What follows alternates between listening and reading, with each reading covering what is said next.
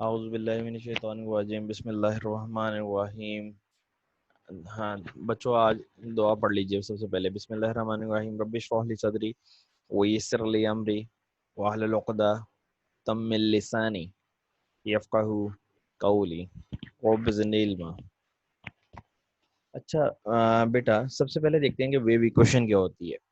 मेरे बच्चों, हम ये जानते हैं जब भी कोई वेव जब हम उसका वेव का नाम लेते हैं तो वेव का मीन्स होता है कि हम एक पोर्शन से, एक मीडियम के एक रीजन से दूसरे रीजन तक एनर्जी को प्रोपेगेट करना चाह रहे हैं, और without transportation of medium particles. For example sound waves. जब हम साउंड वेव्स की एग्जांपल लेते हैं तो साउंड वेव्स की एग्जांपल्स के मुराद ये होगा कि साउंड वेव्स एनर्जी कैरी करती हैं मीडियम के, यानी एयर कह लें या कोई और मीडियम कह लें, जहां जिसमें से साउंड वेव्स प्रोपेगेट हो रही हैं, उस मीडियम के अंदर से साउंड वेव्स एनर्जी कैरी कर रही हैं एक पॉइंट से दूसरे पॉइंट तक ले जाने में, और साथ मीडियम ट्रांसपोर्ट नहीं हो रहा। इसी तरह जब हम कहेंगे, अगर हमारे पास एक पूल हो, वाटर पूल, उस वाटर पूल के अंदर हम लोग वाटर पूल के अंदर अगर हम एक पत्थर को थ्रो कर दें, कोई स्टोन थ्रो कर दें, तो वहां जो वेल क्रिएट होगा, जो भंवर सा पड़ेगा, वहां एक सर्कल सा क्रिएट होगा, वो हमारी वेव होगी, वो हमारे वाटर के अंदर डिस्टरबेंस होगी। उस डिस्टरबेंस की वजह से हमारे पास मीडियम के अंदर कोई ऑसिलेशंस पैदा हो जाएंगी। ये जो डिस्टरबेंस वाटर के अंदर क्रिएट हुई है, ये जो एनर्जी आपने वाटर को दी थी एक्सटर्नल सोर्स की वजह से, और उसकी वजह से वाटर के पार्टिकल्स ऑसिलेट करने पे मजबूर हुए हैं, ये ये जो ऑसिलेशंस हैं ये वेव कहलाती हैं। और ये आप देखें तो टाइम के साथ साथ ये वेव्स वाटर में से गुजर जाएंगी, और वो जो सर्कल है वो पानी में से आगे फैलता चला जाएगा।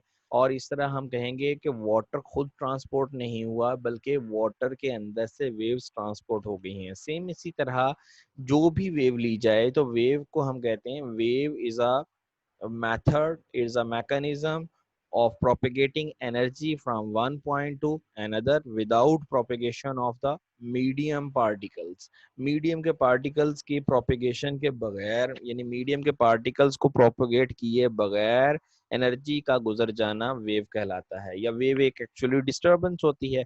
बेटे, मैथ्स के अंदर और फिजिक्स के अंदर हम लोग जब भी कोई एक वेव लिखते हैं तो वेव का मतलब होता है कि हम एक मैथमेटिकल इक्वेशन या मैथमेटिकल फंक्शन लिखेंगे जो उस वेव के मोशन को डिस्क्राइब करेगा। ठीक है, आप बहुत सारी वेव्स पढ़ चुके हैं। फॉर एग्जांपल, आप इलेक्ट्रोमैग्नेटिक वेव्स पढ़े हैं, पढ़ा हुआ है आप लोगों ने बीएस में।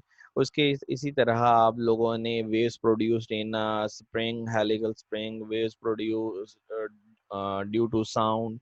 तो आप लोगों ने वहां पर एक इक्वेशन लिखी थी। मैं आपको एग्जांपल देता जाऊं। चलें हम लोग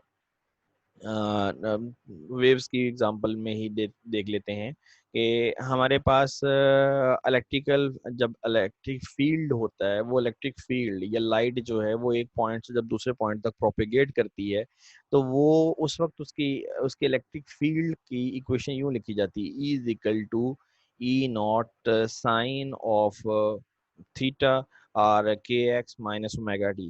तो ये जो हमारे पास इक्वेशन है, इसमें से ये इक्वेशन असल में बता रही है, ये मैथमेटिकल इक्वेशन फिट कर रही है कि how electric field is propagating. Actually electric field propagate कैसे हो रहा है। तो हमारे पास हम लोग इन शॉर्ट सिंपली ये कह सकते हैं कि हर वेव के लिए एक मैथमेटिकल फंक्शन मौजूद है जो कि उसकी प्रोपेगेशन को बताता है। अच्छा बेटे, अब कैसे एक वेव प्रोपेगेट करेगी, किस डायरेक्शन में एक वेव जाएगी, किस स्पीड के साथ एक वेव जाएगी, ये सारी इंफॉर्मेशन जो इक्वेशन पोजेस करती है, उस इक्वेशन का नाम है वेव इक्वेशन।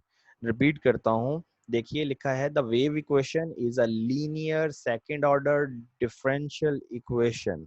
यानी हमारे पास जो वेव इक्वेशन है वो पहली बात है कि लीनियर इक्वेशन है, दूसरी बात है ये कि ये डिफरेंशियल इक्वेशन है, सेकंड ऑर्डर डिफरेंशियल इक्वेशन है, विच डिस्क्राइब्स, जो कि हमें क्या बताती है, the propagation of oscillations at a fixed speed in some quantity y means हमारे पास वेव इक्वेशन ये बताती है कोई भी वेव किसी मीडियम में कैसे प्रोपेगेट कर रही है, क्या उसका एम्पलीट्यूड है, कितनी उसकी स्पीड है, एक्सेट्रा।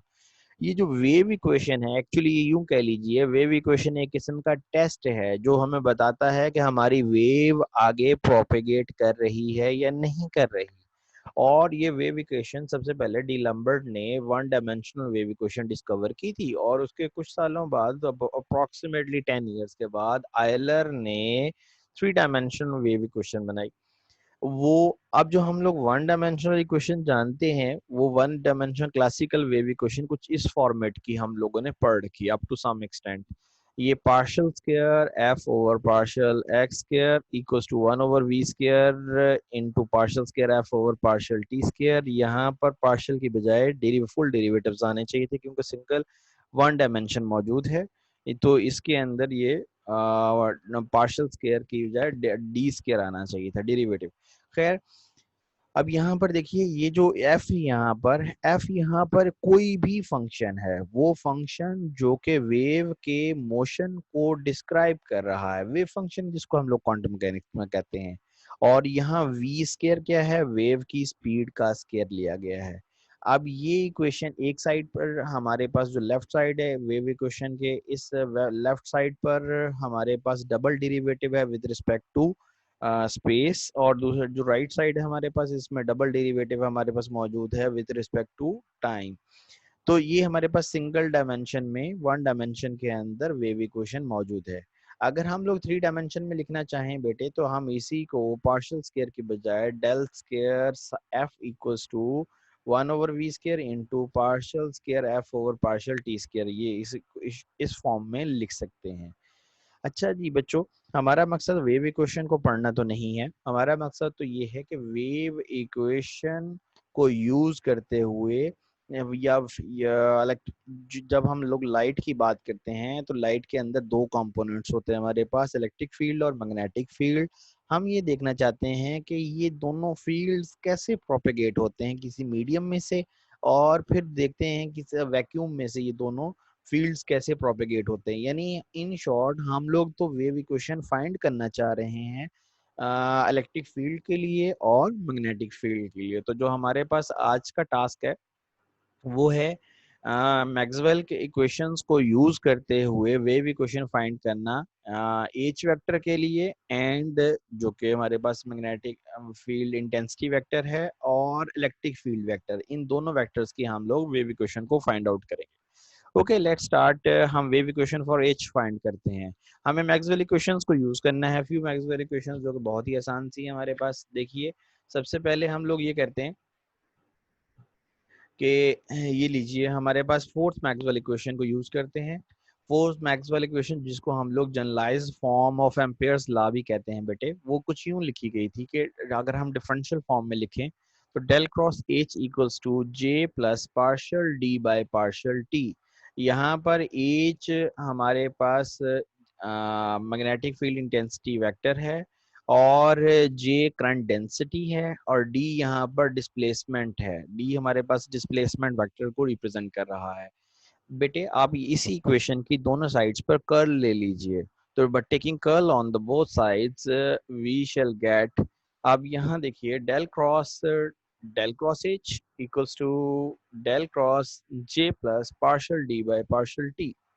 अच्छा बेटे, आप अब आप देख सकते हैं कि लेफ्ट साइड पर जो है हमारे पास वेक्टर ट्रिपल प्रोडक्ट बन रहा है। वेक्टर ट्रिपल प्रोडक्ट की आइडेंटिटी क्या होती है, वो है ए क्रॉस बी क्रॉस सी। अगर हमारे पास थ्री वेक्टर्स गिवन हो, ए बी और सी, इनका वेक्टर ट्रिपल प्रोडक्ट कुछ यूं लिखा जा सकता है, A dot C into B minus A dot B into C. अब इसी आइडेंटिटी को यूज करते हुए जो हमारी लेफ्ट साइड है, वो उसको हम यूं लिख सकते हैं, del cross H equals to del in dot H into del minus del dot del into H. और आप सिंप्लीफाई जब करेंगे तो ये जो डेल डॉट डेल है, नेक्स्ट स्टेप में हमारे पास ये डेल स्क्वायर बन जाएगा। आइए, अब ये जो हमारे पास रिजल्ट आया है, हमारी राइट साइड पर ये जो अबव इक्वेशन का, इसको ऊपर वाली इक्वेशन इक्वेशन 2 के अंदर पुट कर देते हैं। तो हमारे पास बेटे जो हमारी इक्वेशन 2 थी वो ये बन जाएगी, del dot H into del minus del square H equals to del cross J plus partial D by partial T. तो अब यहाँ पर हमारे पास जो राइट साइड है इसके ऊपर हमने कर्ल ओपन नहीं किया, तो हम इस कर्ल को ओपन कर देते हैं। तो ये क्या बनेगा, ये राइट नेक्स्ट इक्वेशन में del cross J plus del cross partial D by partial T. अब यहाँ पर आप ये जानते हैं कि टाइम और स्पेस के जो डेरिवेटिव्स होते हैं वो इंडिपेंडेंट ऑफ ईच अदर हैं। लिहाजा हम लोग पार्शियल बाय पार्शियल टी को पहले ले सकते हैं और कर्ल बाद में रख रख सकते हैं। यानी इन शॉर्ट हम दोनों डेरिवेटिव्स, जो एक डेल मींस जो हमारे पास स्पेस डेरिवेटिव है वो, और पार्शियल बाय पार्शियल टी ये इंडिपेंडेंट है, हम किसी को भी पहले अप्लाई कर सकते हैं। तो हमारे पास हम इस तरह करेंगे, पार्शियल बाय पार्शियल टी को पहले लिख लेंगे और ये बन जाएगा नेक्स्ट टाइम में पार्शियल बाय पार्शियल टी के बाद देख सकते हैं आप लोग डेल क्रॉस डी बन गया। अच्छा, ये यहाँ तक क्वेश्चन हमने कह दी। क्वेश्चन नंबर 3, हमारा मकसद था वेव इक्वेशन एच के लिए फाइंड करना, तो हम सिंपलीफाई करना चाह रहे हैं। यहाँ आपको नजर आ रहा है डेल क्रॉस जे, एक टर्म जे नजर आ रहा है जो कि करंट डेंसिटी है, हम इसकी वैल्यू पुट करेंगे। अब दूसरा आपको डी नजर आ रहा है जो कि डिस्प्लेसमेंट वेक्टर है, इसको हम इलेक्ट्रिक फील्ड की फॉर्म में लाना चाह रहे हैं, ये इसकी वैल्यू पुट करेंगे। चलिए, तो हम लोगों ने लास्ट लेक्चर में ये देखा था कि जब हमारे पास लीनियर मीडियम हो तो बेटे लीनियर मीडियम के लिए डिस्प्लेसमेंट वेक्टर और इलेक्ट्रिक फील्ड वेक्टर को यूं लिखा जा सकता है, D is equal to epsilon times of E. Epsilon ये क्या होता है, उस मीडियम का, जिस मीडियम में से वेव प्रोपेगेट कर रही है उस मीडियम का परमिटिविटी, उस पर मीडियम की परमिटिविटी या रिलेटिव परमिटिविटी या डाइलेक्ट्रिक कांस्टेंट हमारे पास होता है। तो अच्छा, अगर इसी तरह चला जाए तो हमारे पास ये जो इस ऊपर वाली क्वेश्चन नंबर 3 है, इसी क्वेश्चन नंबर 3 के अंदर से जो जे मौजूद है ये करंट डेंसिटी है और इसकी वैल्यू हम ओहम्स लॉ से फाइंड कर सकते हैं। और microscopic form of Ohm's law हमारे पास क्या थी बेटे, microscopic form of Ohm's law ये है, J is equal to conductivity into electric field. जी से हम कंडक्टिविटी को यहाँ पर रिप्रेजेंट कर रहे हैं। अच्छा, अब ये जो इक्वेशन हमने ए और बी जो हमने अभी इक्वेशंस लिखी हैं, यानी हमने डी की वैल्यू और जे की वैल्यू जो अभी वैल्यू पुट फाइंड की है, इन दोनों इक्वेशंस को हम सब्स्टिट्यूट कर देंगे हमारे पास जो प्रीवियस इक्वेशन थी, इक्वेशन 3। तो वो थर्ड इक्वेशन कुछ यूं बन जाएगी, डेल डॉट एज जो हमारी लेफ्ट साइड है उस पर कोई चेंज नहीं आएगा, left side of the equation पे हमने एज इट इज लिख लेंगे del dot H into del minus del square H equals to del cross, यहाँ पर जे की जगह पर वैल्यू पुट कर दी हमने जी इंटू ई प्लस पार्शियल और पार्शियल टी के बाद हम डेल क्रॉस डी की जगह पर वैल्यू पुट कर दी एप्सिलॉन इंटू ई।